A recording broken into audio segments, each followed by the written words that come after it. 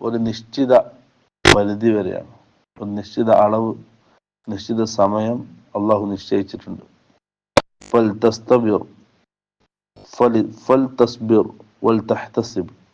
നീ ക്ഷമിക്കുക, ആ ക്ഷമയിലൂടെ അള്ളാഹുവിന്റെ പ്രതിഫലവും നീ ആഗ്രഹിക്കുക. ഇങ്ങനെ പറഞ്ഞിട്ട് റസൂൽ ആളെ തിരിച്ചയച്ചു. അപ്പം വീണ്ടും റസൂലിന്റെ മകൾ എന്ത് ചെയ്തു? വീണ്ടും ആളെ പറഞ്ഞയച്ചു. റസൂൽ എന്തായാലും വരണമെന്ന് പറഞ്ഞിട്ട് എന്ത് ചെയ്തു? രണ്ടാമതും ആളെ പറഞ്ഞയച്ചു.